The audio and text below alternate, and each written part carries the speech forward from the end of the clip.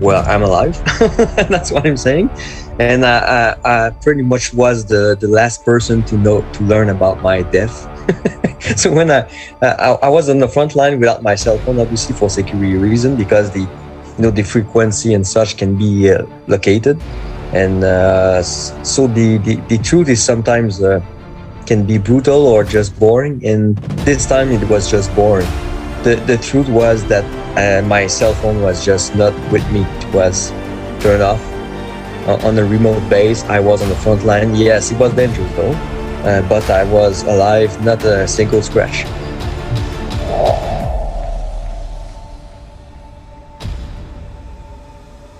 The Russians are not sophisticated fighters.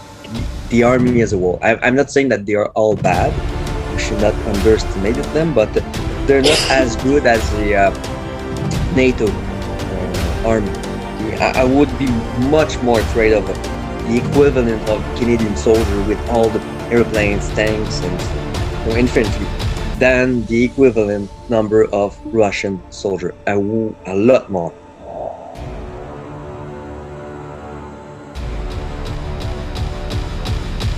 Well, it's a bit like First World War or Second World War. There's a front line.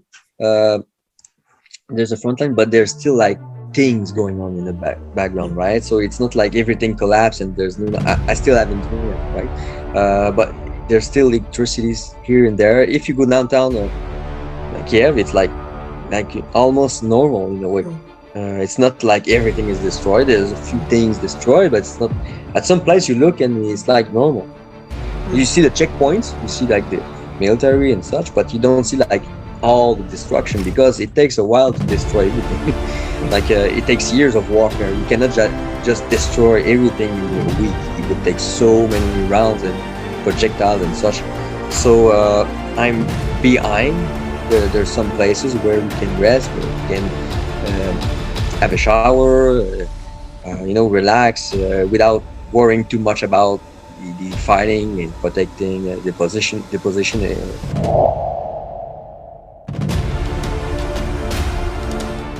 Bit in between, it's not like fully civilian, but it's not fully military frontline situation. But it's like a chess game. Like everybody is like trying to hide himself from the enemy because both sides has the capabilities of artillery and such. The Ukrainian artillery is very strong, by the way. It's not like silent. And I would say half of the work is just to protect yourself, right? Because at the end of the day, they cannot take Ukraine if there are still soldiers on the ground left to protect. So the last step of any invasion is to send the actual boots on the ground, the infantry, to actually take control of the land.